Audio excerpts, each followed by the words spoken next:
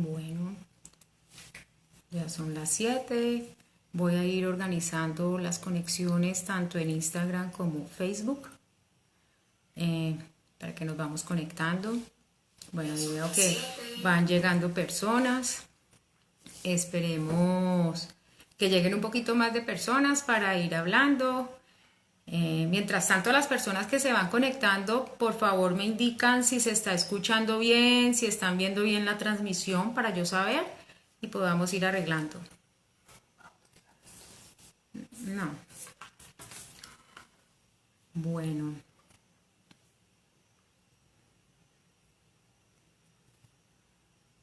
Listo, creo que sí se está viendo. Bueno, ya alguien me contestó.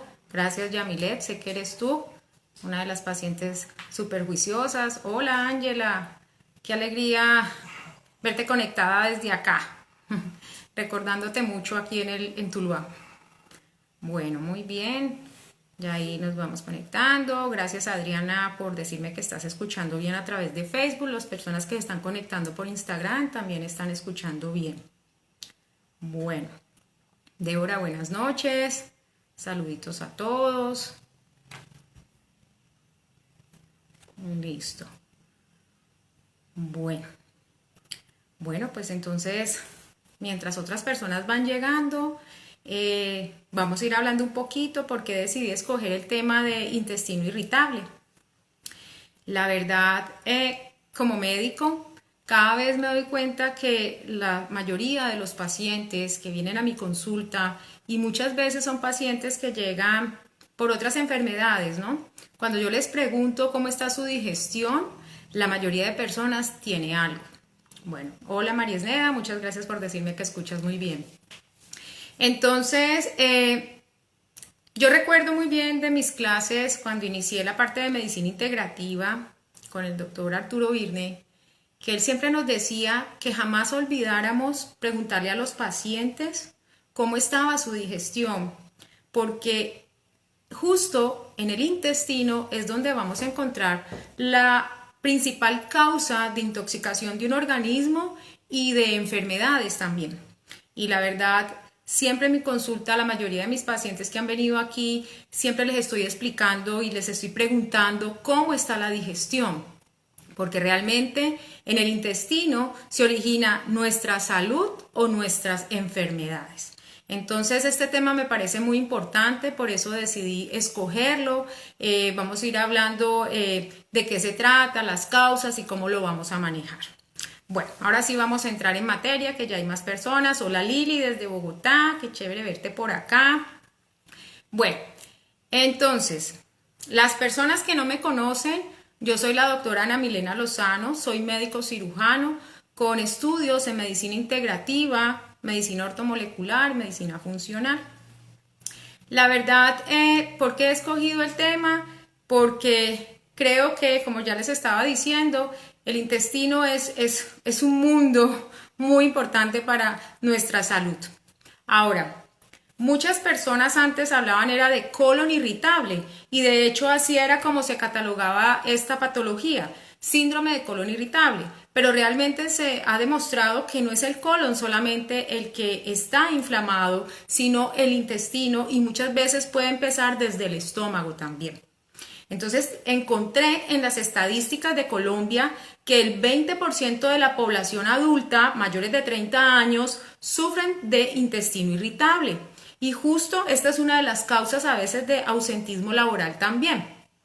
Las mujeres son las que más frecuentemente sufren de esta patología, pero también he encontrado en mi consulta que cada vez son más las consultas de niños que llegan por dolores abdominales y también adolescentes. O sea que esta patología ya se está volviendo casi que en todas las edades la podemos encontrar. ¿Qué es un intestino irritable? ¿Cómo lo podemos definir? La verdad es una disfunción intestinal. ¿Qué es una disfunción? Es una pérdida de la funcionalidad de ese intestino, que no lo podemos demostrar muchas veces en exámenes, porque también tengo pacientes que ya les han hecho un sinfín de estudios, colonoscopia, colon por enema, endoscopias, muchas cosas, ecografías, y finalmente todos esos exámenes salen normales y terminan por tener un diagnóstico de que usted sufre de intestino irritable y tienes que acostumbrarte a vivir con él, porque así es como me llegan muchísimas personas de que es un problema en que no tienen solución.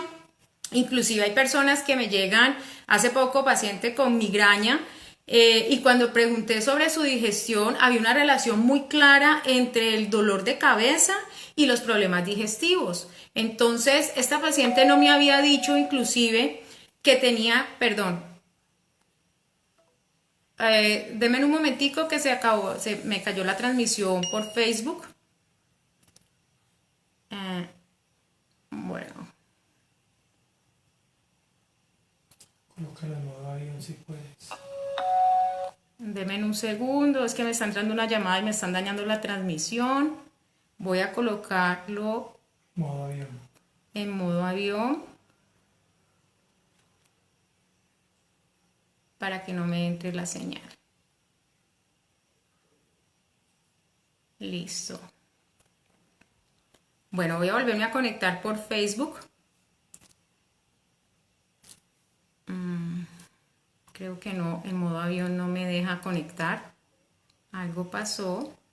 Un momento que todavía estoy aprendiendo muchas de estas cosas. Bueno.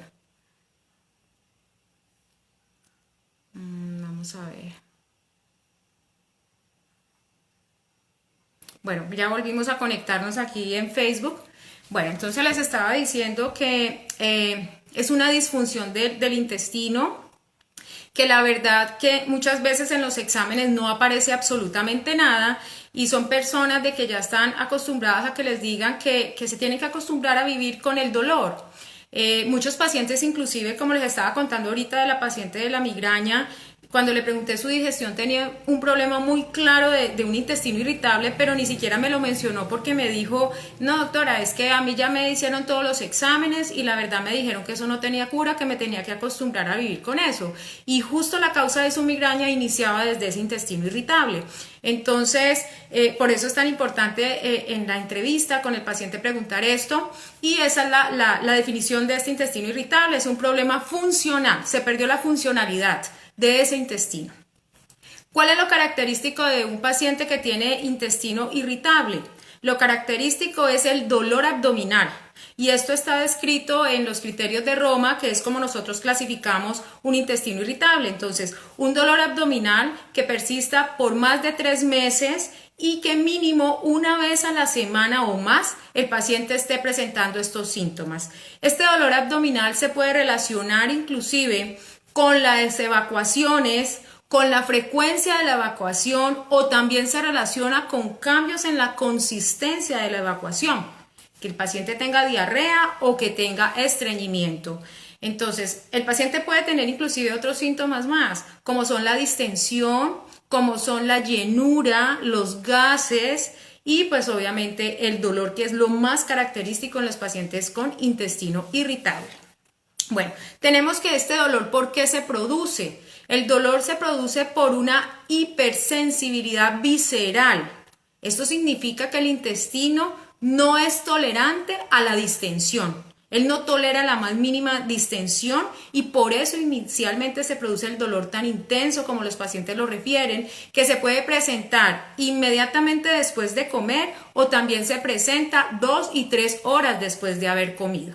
Entonces, lo característico, dolor abdominal. Los otros síntomas que les hablé están relacionados con el intestino irritable, pero su característica es dolor abdominal de más de 3 meses. Y realmente cuando yo veo a los pacientes y les pregunto, ya no son 3 meses, sino muchas veces meses o años, que ya se han acostumbrado a tener el dolor pues, intestinal. Bueno, ahora vamos a hablar un poquito de cómo se produce la digestión, que es lo normal. Nuestra digestión se origina o se inicia desde la boca. Cuando tú introduces el alimento y empiezas a masticar, ahí iniciamos todo el proceso de la digestión y ahí empezamos a segregar las enzimas, las amilasas salivales. Estas enzimas me van a ayudar a empezar a humedecer y a desdoblar el alimento. En el esófago, su función principal, ¿cuál es? El transporte de este alimento hacia el estómago. El esófago es un músculo que también tiene movimientos para llevarme el alimento hasta el estómago. En el estómago, ¿qué va a ocurrir? Primero, el estómago contiene ácido clorhídrico. El ácido clorhídrico, lo normal es que tenga un pH entre 1.5 y 2, o sea, es un órgano muy ácido. ¿Y ese ácido para qué me sirve? Primero, me va a ayudar a convertir el alimento de su estado sólido a líquido.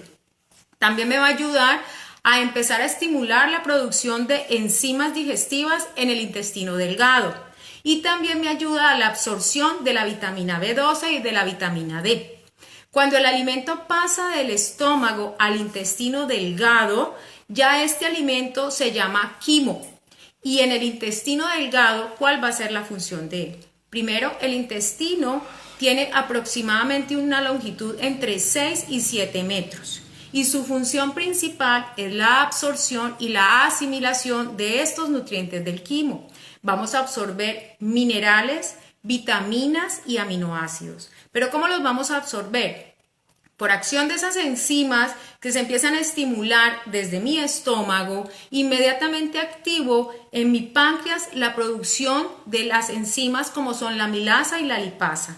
La amilasa es una enzima que me va a ayudar a desdoblar los carbohidratos y la lipasa me ayuda a desdoblar las grasas. Ahora, también tenemos que la vesícula biliar empieza su producción de bilis. Esta bilis llega al intestino delgado para emulsificar las grasas.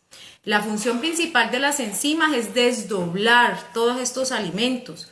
¿Para qué? Para que mi intestino delgado los pueda absorber. La absorción ocurre en la barrera intestinal. Esta barrera intestinal está conformada por uniones de células que se llaman enterocitos. Estos enterocitos, estas celulitas están unidas unas a otras y entre ellas hay unos pequeños orificios por donde entran todos estos micronutrientes. Estos orificios son muy pequeños, ya que estas moléculas son pequeñas.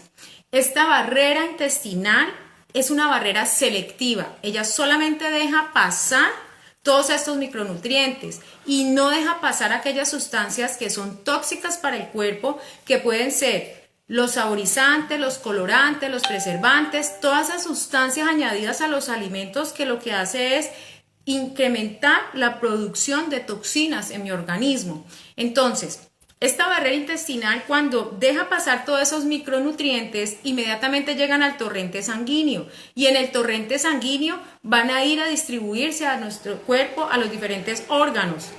Entonces, ya tenemos que esa barrera intestinal, su función es asimilación y la absorción. Después de este proceso, el alimento o el quimo va a pasar a el colon. El colon es el intestino grueso y es prácticamente la parte final de mi intestino.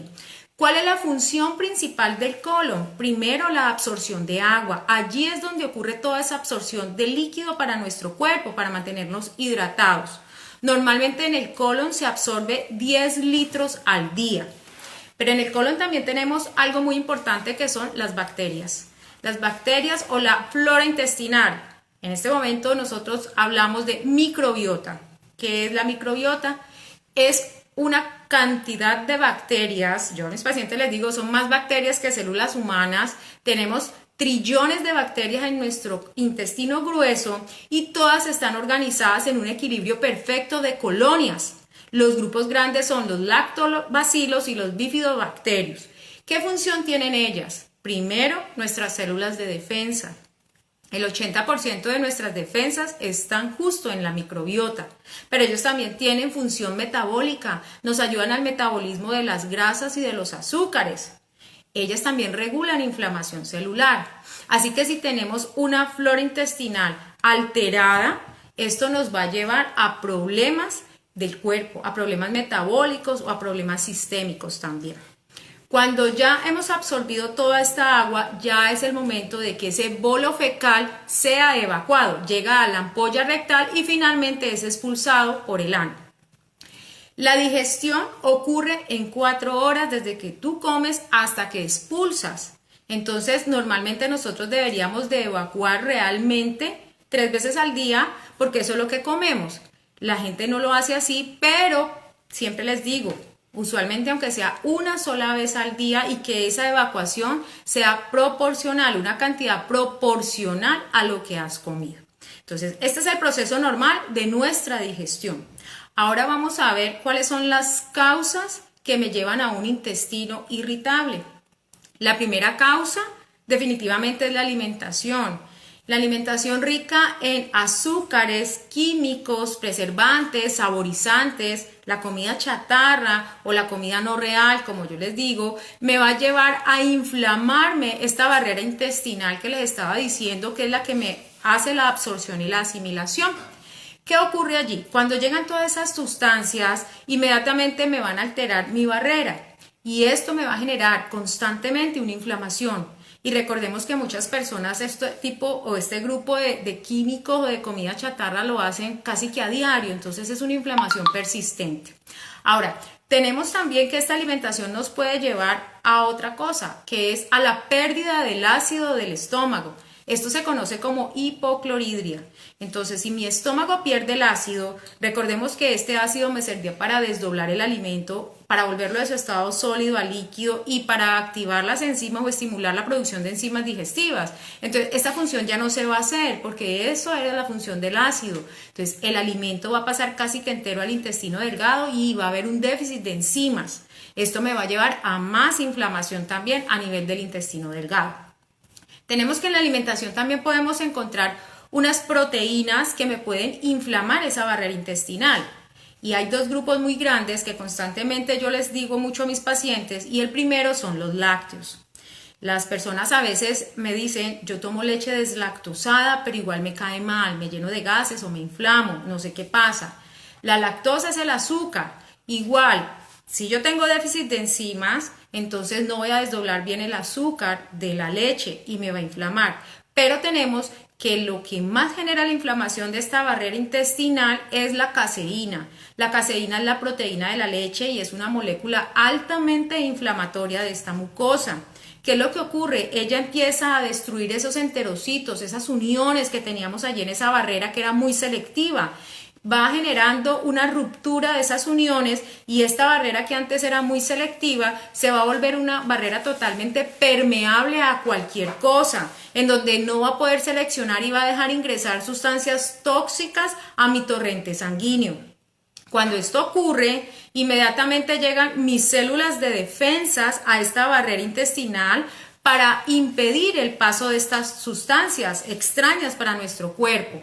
Si esto ocurre muy eventualmente, yo puedo reparar y nadie se dio cuenta, nosotros no nos vamos a dar cuenta que tuvimos una inflamación, pero que la reparamos. Pero si esto se hace constantemente, como muchas personas lo hacen, la ingesta cada vez mayor de lácteos, porque pues así nos lo han enseñado, entonces vamos a tener un estímulo persistente que hace que esta inflamación inicial con mis células de defensa, que me ayudaban como barrera para impedir el paso de estas sustancias, se va volviendo cada vez una inflamación crónica persistente donde va a ayudar al daño de esa mucosa. Entonces, esto va a generar una inflamación no solamente en mi intestino, sino que va a llevar a una inflamación a nivel sistémico también. Ahora tenemos otra proteína también que es altamente inflamatoria de estas mucosas y es el gluten. Yo siempre les digo a los pacientes, por favor, no me coman nada que contenga trigo, ni centeno, ni cebada. Que ese gluten también es una proteína muy grande y es altamente inflamatoria de esta mucosa, rompe esas uniones. Es tanto que cuando viaja por circulación, porque recordemos que eso pasa inmediatamente a mi torrente sanguíneo, se encuentran depósitos a veces de ese gluten en articulaciones, generando dolores articulares, pero más triste es que también se relaciona con degeneración neuronal. Entonces, nuestras neuronas también van a sufrir por acción de un gluten que está donde no debe. Y de hecho hay un libro que yo mucho a los pacientes les recomiendo que se llama Cerebro de Pan y es la relación de ese gluten, cómo altera esa barrera intestinal, cómo viaja por circulación y termina depositándose en sitios inimaginables como es nuestras neuronas. Entonces esas dos proteínas siempre las retiro. A las personas que a veces me preguntan yo les digo el integral, que si es bueno comer el integral. El integral si viene de trigo es lo mismo, tiene gluten, no hay nada que hacer. Ahora, también la avena contiene gluten, pero no porque ella lo contenga. Generalmente donde procesan la avena es en las mismas máquinas donde procesan el trigo. O sea que la avena sale altamente contaminada con gluten, por eso también es inflamatoria. Bueno, ya vimos que la alimentación nos lleva a todo esto. Tenemos otra segunda causa que es la disbiosis intestinal o la alteración de esa microbiota. ¿Qué es una disbiosis? Es la pérdida del equilibrio de esas bacterias. Unas colonias van a empezar a crecer sin control, se va a generar una sobrepoblación de unas bacterias sobre otras. Estas bacterias se van a volver altamente fermentativas, inflamatorias y nos van a llevar a muchos procesos inflamatorios a nivel sistémico. Ya vimos que allí es donde está nuestro sistema inmunológico. Entonces, un problema de una disbiosis intestinal o una sobrepoblación de estas bacterias, ¿a qué me puede llevar? A problemas de enfermedades cardiovasculares. Se relaciona con obesidad, con alteraciones en el colesterol y en los triglicéridos, con alteraciones en las cifras de glucosa en sangre, o sea, está relacionada también con diabetes, con problemas autoinmunes también por un desorden en las células que atacan mis propias células y también me llevan a problemas como el cáncer. Entonces vemos la importancia cada vez mayor de esta microbiota, que sea una microbiota muy sana. Bueno, el sobrecrecimiento de bacterias también se puede dar por otras causas que me lleven a inflamación intestinal, por infecciones. Muchos pacientes a veces han tenido gastroenteritis por la ingesta de algún alimento contaminado que genera intoxicación alimentaria y son pacientes que le dicen a uno que después de que comieron comida de mar, que es lo más frecuente, tuvieron una gastroenteritis y posteriormente empezaron con síntomas de intestino irritable. Entonces hay que tener en cuenta que cuando los pacientes tienen esa relación, este intestino irritable puede ser causado por un sobrecrecimiento bacteriano. También la alteración de la microbiota se puede dar por el uso indiscriminado de antibióticos. La gente se automedica todo el tiempo. Siempre que uno usa un antibiótico tiene que restaurar esta microbiota, porque si no entonces vamos a tener alteraciones y sobrecrecimiento. Pero también tenemos que el uso de antiinflamatorios, la gente toma ibuprofeno, diclofenac, piroxicam, naproxeno, por cualquier cosa. Esto también me va a llevar a disbiosis intestinal. Entonces vemos que el uso de medicamentos también puede alterarme la flora. Bueno, la tercera causa de un intestino irritable es la insuficiencia de las enzimas. Entonces ya vimos que esto es muy proporcional con un estómago que esté en hipocloridria. Entonces la pérdida de estas enzimas, ¿a qué me va a llevar? A que obviamente yo no pueda tolerar los alimentos. Entonces aquí empieza a presentarse algo como es o la sensibilidad a un alimento o la intolerancia a un alimento. No desdoblamos el alimento e inmediatamente va a generar gases, va a generar la llenura y el dolor tan característico de un intestino irritable. Entonces aquí es donde entra lo típico que la persona dice, ya no sé qué comer. Si me tomo un vaso de agua me cae mal. Esto es lo típico, ¿no? Y muy característico porque tienen déficit de enzimas digestivas. Bueno, como cuarta causa tenemos también el estrés. Resulta que el estrés, una persona que está sometida a un estrés crónico, y lo estoy viendo muchísimo ahorita con las personas a raíz de todo lo de la pandemia de este año, ¿qué está generando? Que nuestro intestino tiene unas conexiones con nuestro sistema nervioso autónomo, se conecta directamente con nuestro cerebro a través del sistema mesentérico, que es el del intestino. Entonces, ¿qué ocurre?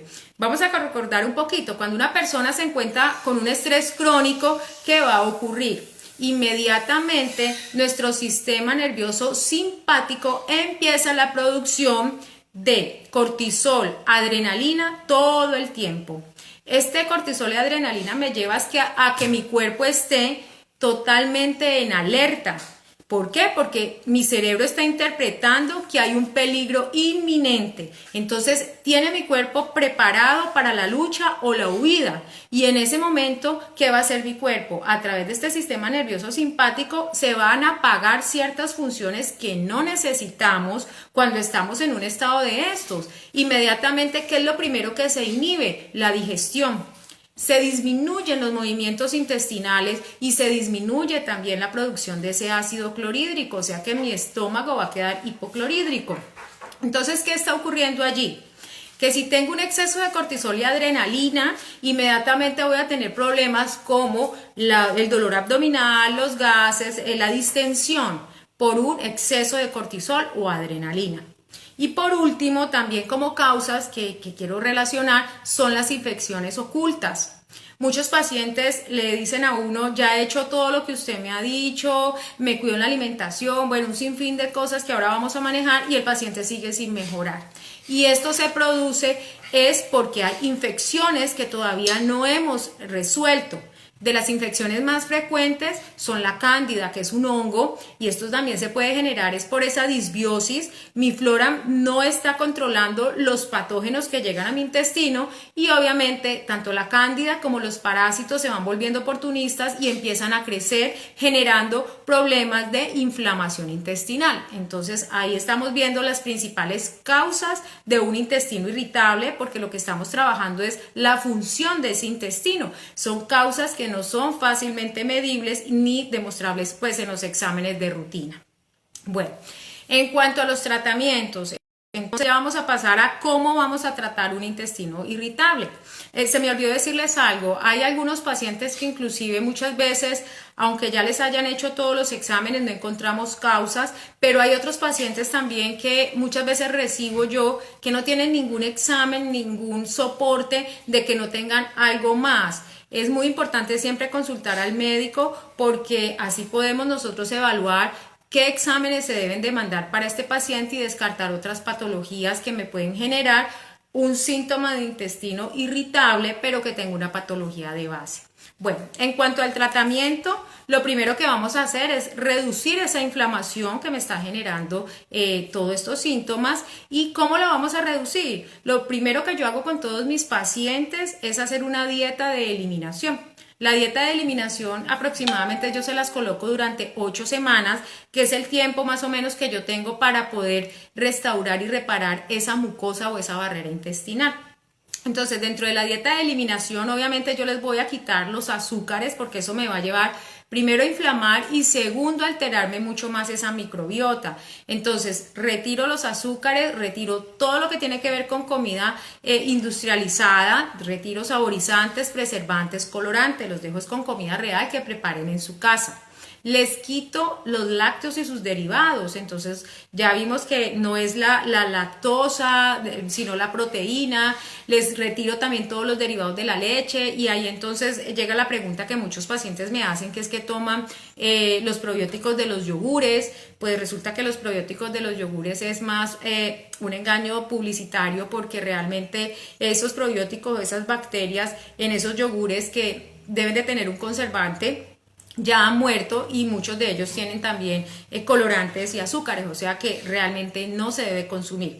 Les quito todos los productos que tengan el trigo y esos productos pues obviamente todos los conocen, que son los productos la mayoría pues de panaderías, pero también les retiro todos los productos integrales, porque recordemos que integrales contienen trigo, o sea que tienen el mismo gluten.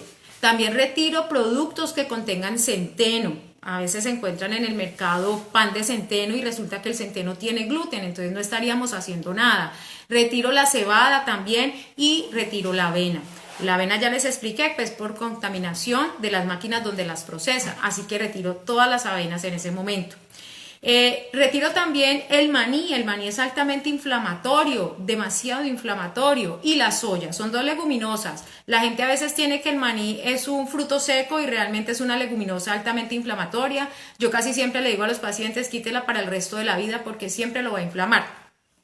Bueno, y también ya voy individualizando con cada paciente qué otros alimentos les pueden estar haciendo daño. Inclusive hay alimentos que pueden ser muy saludables, muy sanos, como los pimentones, el tomate, el pepino, la papa, que a muchos pacientes les pueden generar una intolerancia o una sensibilidad alimentaria llevándolos a inflamación. Entonces en las dietas de eliminación siempre yo individualizo mucho al paciente, revisamos mucho la alimentación que le está generando todos estos síntomas y los retiramos durante 2 meses. También voy a dar unos suplementos a base de cúrcuma. La cúrcuma es un gran antiinflamatorio por excelencia, entonces empezamos suplementación con cúrcuma también, que ayuda muchísimo para restablecer esa barrera intestinal. Bueno, el segundo paso en el tratamiento es restaurar las funciones.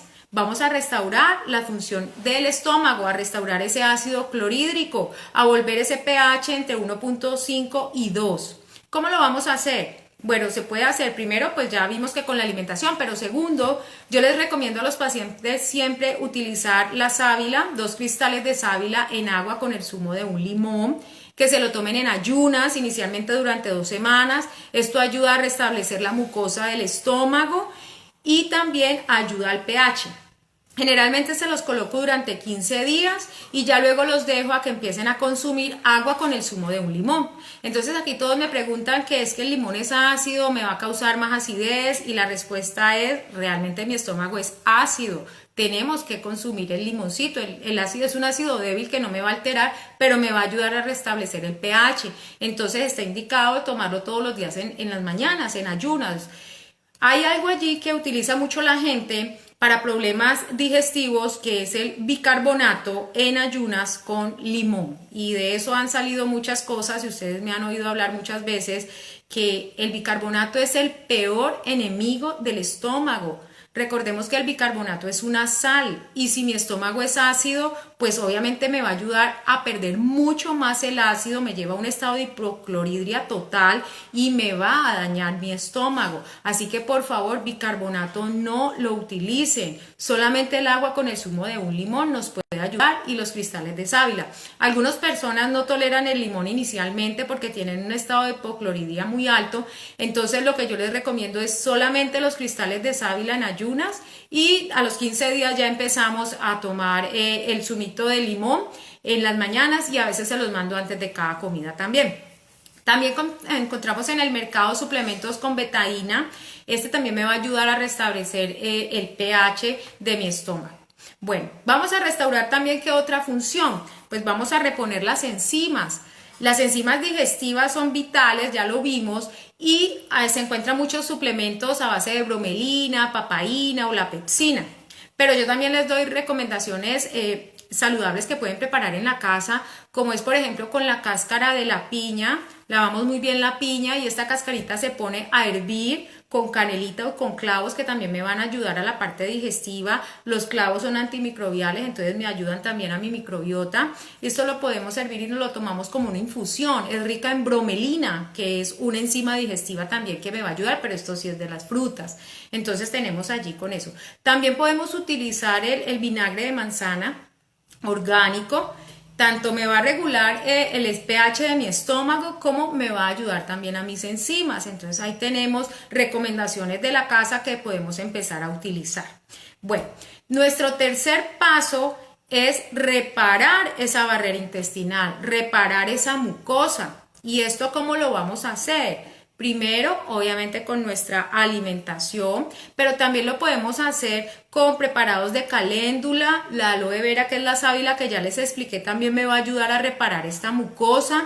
Y la cúrcuma. La cúrcuma siempre me van a estar escuchando hablar de ella. Algunos pacientes inclusive les mando para reparar esta mucosa la leche dorada, que la leche dorada no tiene lácteos, no es leche, simplemente se dice así porque tiene su color. Es un preparado a base de cúrcuma, tiene cardamomo, tiene pimienta negra, tiene jengibre, a veces le podemos agregar maca, tiene canela y tiene clavos. Entonces todo esto se pone a hervir y obviamente queda de color amarillo, por eso se llama leche dorada, y es un gran antiinflamatorio y también me ayuda a reparar la mucosa. También tenemos suplementos que podemos encontrar en el mercado a base de glutamina y lisina. Estos dos son dos aminoácidos que tienen una acción potente a nivel de la mucosa para repararla. Entonces ahí vamos escalonando el tratamiento, haciéndolo para que nuestro intestino vuelva a ser funcional. Bueno, ¿qué vamos a hacer después de reparar esa mucosa? Vamos a repoblar ese intestino nuevamente. ¿Y lo vamos a repoblar con qué? Con bacterias saludables, para poder equilibrar otra vez mi flora intestinal, mi microbiota. Esto lo hacemos a través de los probióticos. Los probióticos se pueden conseguir comercialmente, pero ojo que tenemos que tener en cuenta cómo se deben de conseguir, porque no todos los probióticos sirven. Ya vimos que los que vienen preparados en los yogures no sirven. ¿Qué me va a servir? Primero, que ese probiótico no tenga azúcar y que no tenga preservantes. Eso es muy importante.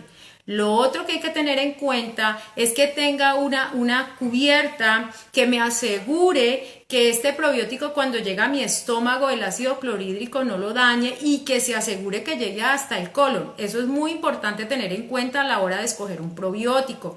Y lo otro que hay que tener en cuenta es que tenga billones de bacterias, pero lo ideal es que sean billones de bacterias de diferentes cepas. Y aquí eso yo se los explico muy bien a mis pacientes en la consulta, inclusive, ¿qué les digo? Que estén haciéndose ellos cambios de diferentes marcas de probióticos porque cada casa comercial tiene obviamente unas cepas y la idea es uno ir rotando para ir cultivando diferentes cepas de estas bacterias.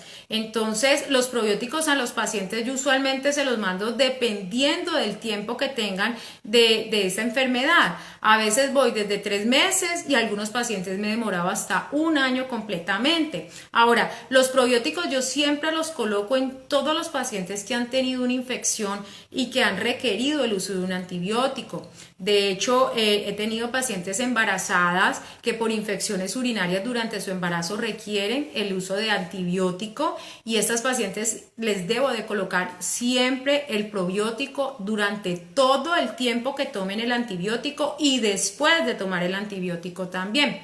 Hay que tener en cuenta también que a los niños muchas veces están recién nacidos, se les da un tratamiento que requieren ellos con antibióticos, inmediatamente tenemos que hacer mínimo un esquema de 1 mes con estos probióticos para poder repoblar esas bacterias y que a futuro no tengan problemas de intestino irritable.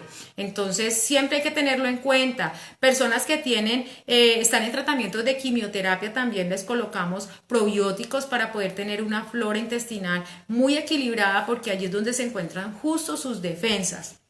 También contamos con prebióticos. Los prebióticos se encuentran en la fibra de las frutas, en la fibra de las verduras. También los encontramos en fermentados, los encontramos en la kombucha, que muchos conocen que yo la recomiendo porque es un hongo medicinal excelente como prebiótico que me ayuda también a la salud de esta microbiota, ¿no? Y también tenemos el vinagre de manzana, otra vez volvemos al vinagre de manzana, también es un prebiótico, lo podemos tomar para estabilizar nuestras bacterias y para mantener muy óptimo mi pH estomacal. Entonces a veces yo les digo a los pacientes que siempre me ven con un termito en el consultorio y a veces me dicen, ¿usted qué toma ahí? Les digo, tomo una infusión o a veces traigo mi termito con solo agua con el zumo de limón o a veces lo traigo con el vinagre de manzana, que tiene que ser orgánico, ¿no? Para poder estabilizar mi flora, mi microbiota. Bueno, entonces, ¿cuál es el quinto paso para un tratamiento de un intestino irritable? Balancear el sistema nervioso. Ya vimos que una de las causas también es el estrés. Entonces es hora de que ese sistema simpático que está tan activo con esa producción de cortisol y adrenalina todo el tiempo, ¿qué vamos a hacer? Vamos a estimular el sistema parasimpático, que es el sistema de la relajación y es el sistema que va a activar mi sistema digestivo, mi función digestiva, me activa el ácido clorhídrico. Entonces, ¿cómo vamos a activar ese sistema parasimpático? Pues con meditación, con ejercicios de respiración, los que les guste el yoga y quieran hacer yoga lo pueden hacer. A través del ejercicio también podemos restablecer nuestro sistema nervioso parasimpático, el que nos va a relajar, va a activar la producción de neurotransmisores, que son sustancias que nos van a regenerar, a reparar y nos van a relajar. Van a activar nuestro sistema digestivo también. Tenemos la serotonina, tenemos la acetilcolina, tenemos inclusive la melatonina que se activan a través de este sistema nervioso parasimpático. Y eso lo hacemos a través del nervio vago, que es el nervio que rige o comanda o controla este sistema nervioso parasimpático y es el encargado de las funciones digestivas también, de la función cardiovascular, de la función respiratoria. Entonces, este nervio vago lo podemos activar con unos ejercicios. Hace poquito les coloqué inclusive un post donde yo les decía cómo activar nuestro sistema, el nervio vago, y esto lo podemos hacer muy fácil a través del canto. La gente que le gusta cantar, entonces vamos a cantar pero a viva voz, como digo yo, eso estimula la vibración del nervio vago que pasa por la garganta. Nos va a ayudar. aparte de eso nos va a relajar, pero también podemos hacerlo a través del cepillo. Cuando cepillamos la boca, que son 3 veces al día, o cuando comemos, entonces vamos a llevar el cepillo hasta casi la base de la lengua para generar el reflejo de las náuseas, que nuestros ojos se les salgan las lágrimas. Eso es una estimulación del nervio vago también. Entonces nos va a ayudar también a que si estimulamos el nervio vago vamos a mejorar los movimientos intestinales. Pero también tenemos otras herramientas para poder mejorar y balancear ese sistema nervioso autónomo, y es a través de las plantas adaptógenas que ustedes me han oído hablar todo el tiempo cuando hablamos del estrés, que son el eleutero, la rodiola, la chaguanda. Son unas plantas que a mí me encantan y que nos ayudan muchísimo a la producción de todos esos neurotransmisores que necesitamos para disminuir el cortisol y la adrenalina. También tenemos suplementos a base de colina. La colina nos ayuda a activar la producción de acetilcolina, que es uno de los neurotransmisores que me va a llevar a la producción de serotonina, la hormona de la felicidad, de la tranquilidad, del optimismo que tanto necesitamos en este momento. Y también contamos con un mineral excepcional, que es el magnesio. El magnesio es un mineral rey por excelencia, porque interviene en casi 400 funciones de nuestro cuerpo, pero también tiene una función muy importante en el sistema nervioso. Es relajante por excelencia. También nos ayuda a los músculos, que generalmente cuando la persona está estresada, el músculo está totalmente contraído, al igual que sentimos nosotros nuestro intestino, porque el intestino es un músculo que cuando generamos ese dolor y ese espasmo es una contractura muscular. Entonces nos va a ayudar a relajar el intestino y nos va a ayudar a los movimientos intestinales. Es el mineral que también se pierde por ese déficit de absorción que tenemos en el intestino delgado. Entonces yo le doy también a los pacientes suplementación a base de citrato de magnesio. Mucha gente a veces consume mucho el sulfato de magnesio, y la verdad eso también genera problemas de hipocloridria. Entonces esa no es la forma de que nosotros vamos a absorber el magnesio, sino a través de la molécula que se llama citrato de magnesio. Bueno, también tenemos que hacer durante nuestro tratamiento, tratar las infecciones ocultas que les estaba hablando. Las infecciones ocultas, la cándida hay que tratarla o con tratamientos biológicos o también con fungicidas. Pero también cuando hay sobrepoblación de estas bacterias, a veces nos toca tratarlo con antibióticos. Pero tenemos también otras herramientas, que son los aceites esenciales. Esos aceites esenciales son a base de orégano, de eucalipto, de menta, de romero, de jengibre. Tenemos aceites esenciales que se pueden tomar, pero deben de ser orgánicos. Entonces, ya hemos visto todas las pautas de nuestro tratamiento, pero nos queda una que para mí es la más importante de todas, y es la disciplina y el autocuidado. ¿Y por qué les digo que la disciplina y el autocuidado es la pauta más importante de todo el tratamiento? Porque definitivamente muchas veces que ha pasado, y lo he visto, los pacientes quedan muy bien, pero ya cuando terminan el tratamiento vuelven a los mismos hábitos que tenían antes de. Entonces, si nosotros ya tuvimos un problema de este tipo, tenemos que seguirnos cuidando, tener un estilo de vida saludable que se pueda llevar a lo largo de todo el tiempo. Entonces, la idea no es que de pronto la gente me dice, ay, es que nunca jamás en la vida me puedo comer una hamburguesa, por ejemplo, que tiene salsas y todo eso. Yo les digo, pues es que uno ya se vuelve más selectivo. Tú puedes comértelo, pero ya vas a saber qué tanta salsa le echas o no le agregues salsas. Aprende a comer sano, que realmente comer sano es rico también, y vuélvete selectivo. Si tenemos una gaseosa, pues en vez de tomarte la gaseosa que es químico 100%, ¿por qué no te tomas mejor un jugo natural y sin azúcar?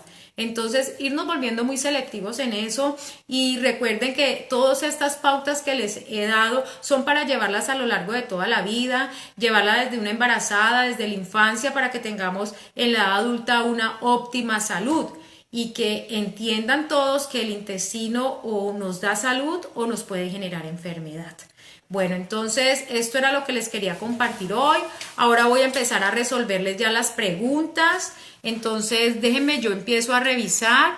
Voy a empezar a revisar todas las preguntas que hagan. Bueno, aquí me preguntan que en dónde se consigue el vinagre de manzana. Bueno, se consigue a veces en herbolarios o tiendas naturistas.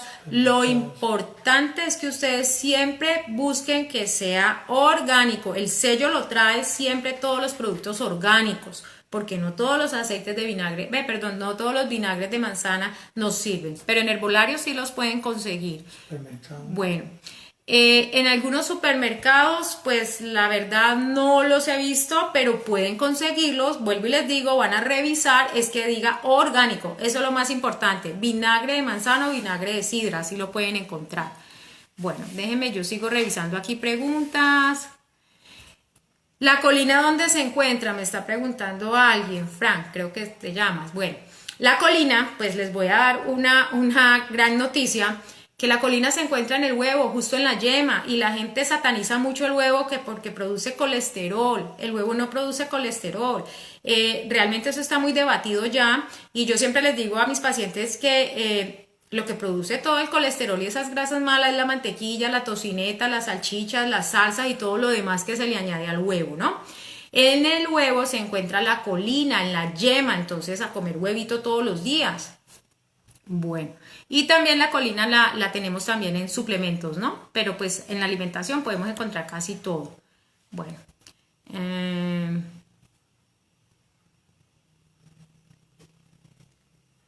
déjenme, yo sigo mirando.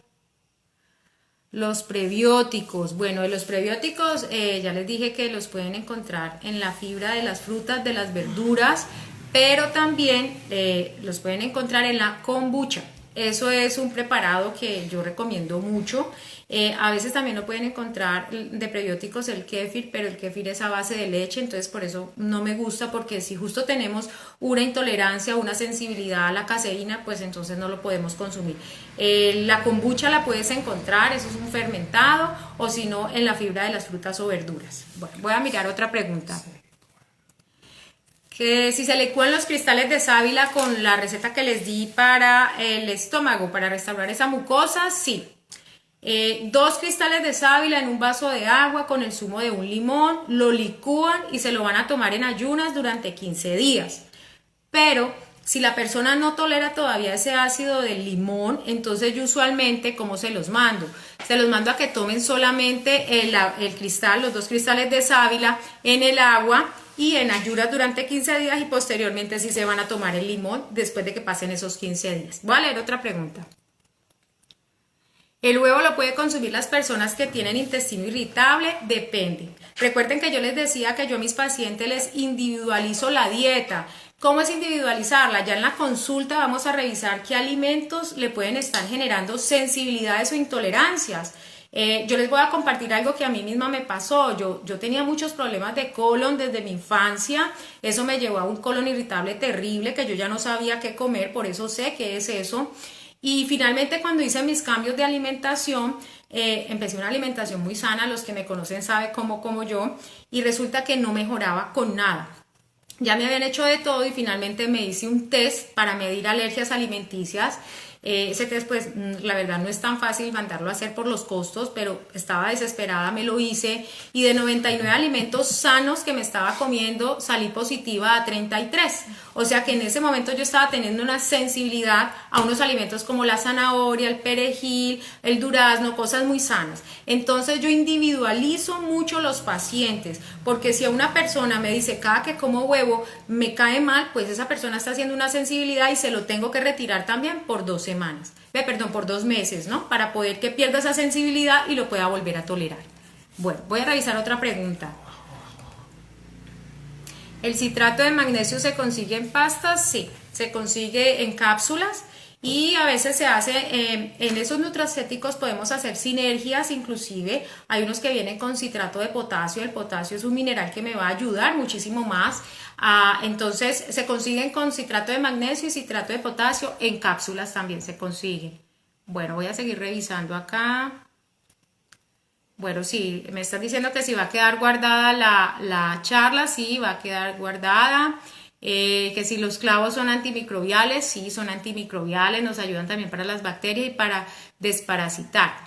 Aquí alguien me dice que el ácido del limón le produce ardor, a algunas personas le puede producir ardor, por eso entonces primero empiezan a consumir la sábila por 15 días y ya después empiezan con el limoncito porque algunos no lo toleran desde el principio. Bueno, aquí otra persona me dice que la guayaba le cae mal, sí, ya estamos viendo que individualizando los pacientes, entonces, ¿ustedes qué van a hacer? Los alimentos que ustedes vean que aunque son muy sanos, como la persona que me acaba de escribir que la guayaba es fatal, pues obviamente le recomiendo que eso no lo consuma durante 2 meses para que pierda esa sensibilidad mientras reparamos la mucosa de la barrera intestinal. ¿Listo? Y que la pueda volver a tolerar. Luego, después de esos 2 meses, ¿yo qué les hago a los pacientes? Voy introduciendo los alimentos uno a uno y miro respuestas, ¿no? Porque tampoco se pueden introducir todos al tiempo. Voy revisando qué va pasando. Si cuando volvemos a introducir, por ejemplo, el alimento que habíamos eliminado, el paciente presenta nuevamente los síntomas, les doy otro mes más. Volvemos a reintroducir el alimento y si vuelve a generar los síntomas, ya les digo, 1 año completo y a mí me pasó, yo tuve una reacción a la berenjena y a la papa, pues la berenjena la amo y definitivamente después de 1 año volví la consumí, me generó el mismo síntoma, así que ya sé que lo que yo tengo es una sensibilidad a la berenjena y no la puedo consumir y eso es algo que puede ser inclusive hasta genético. Bueno, aquí voy a mirar qué otras preguntas hay por acá. Bueno, espero que yo esté contestando la mayoría, a veces se me pasan y no las alcanzo a ver. Si de pronto no respondí algunas de las preguntas, por favor, si quieren me las pueden escribir por el interno y con gusto se las voy respondiendo las que pueda. Bueno, ¿cuál es el efecto en la digestión de un paciente que le han hecho una laparoscopia de vesícula? Le extrajeron su vesícula.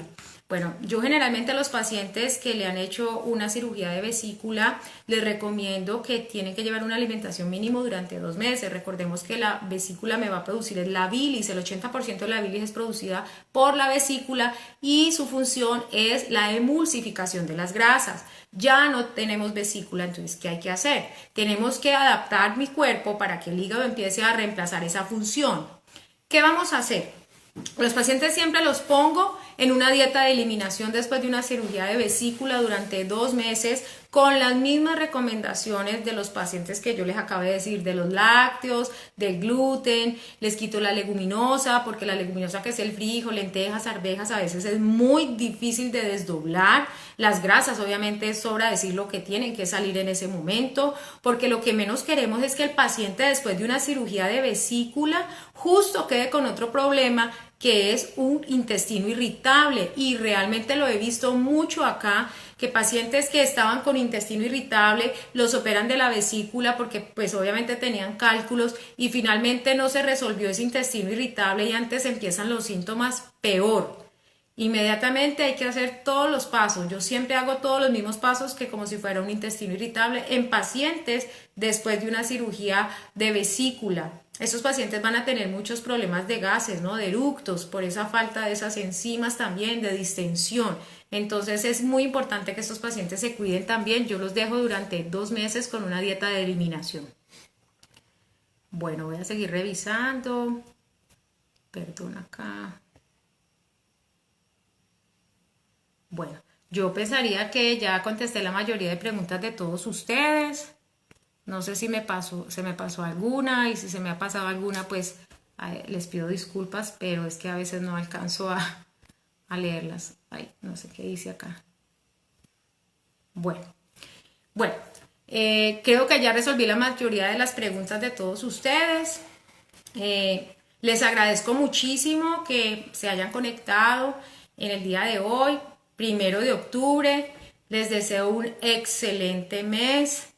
Estamos en periodo de adaptación, así que como lo digo yo, estamos en adaptación y asimilación, porque es que resulta que toda esta situación tenemos que también aprenderlas a asimilar o si no vamos a estar muy estresados y con problemas digestivos también. A todos, muchísimas gracias por haberse conectado. Si creen que este tema es interesante, lo pueden compartir con más personas porque la idea es que entre todos nos eduquemos, que aprendamos cada día más, que la alimentación realmente es de las mejores medicinas que existen. Los quiero invitar para el próximo jueves, donde vamos a hacer otro directo y ese directo vamos a hablar sobre alimentos que enferman. Es un tema súper interesante porque ahí vamos a aprender mucho de por qué un alimento nos puede llevar a enfermar. Bueno, alguien pregunta aquí dónde hacen el test de sensibilidad. Bueno, los test de sensibilidad se hacen en Bogotá. Igual las personas que se lo quieran hacer, pues me pueden contactar por el interno. Yo les puedo dar todas las indicaciones, los que estén interesados de cómo hacerse un test de sensibilidad alimentaria. La verdad es muy interesante. Bueno, entonces los espero el próximo jueves a las 7 de la noche, tanto por Facebook, por Instagram también, para que nos conectemos con el tema alimentos que enferman. Bueno, les deseo una feliz noche para todos. Muchas gracias. Chao, chao. Guarda el like, que guardes el like. Recuerda dejar guardado el like.